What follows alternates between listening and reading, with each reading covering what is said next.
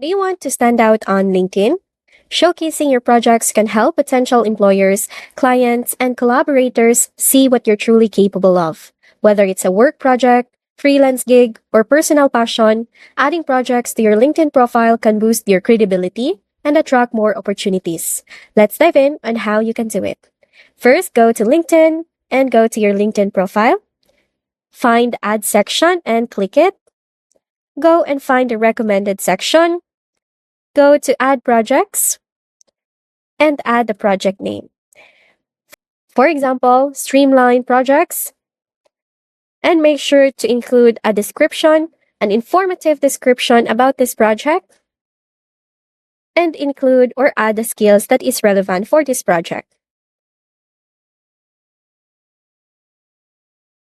Click Done.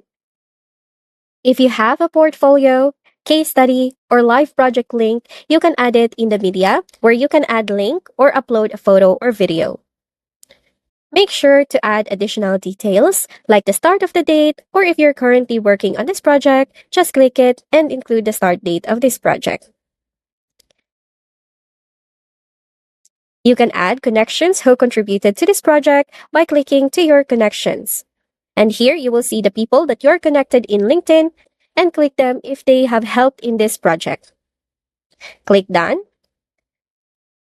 For Associated With, click it and choose the company where this project is under. For example, I have created this project under the company of this group and click Save. Your project is now live on your LinkedIn profile. Adding projects isn't just about listing what you've done, it's about showing proof of your skills. Recruiters and clients love seeing real work, and this can set you apart from others with just a job title. If you're in tech, marketing, design, or any creative field, this is a must-have on your profile. And that's it. Now your LinkedIn profile is more than just a resume. It's a portfolio of your best work.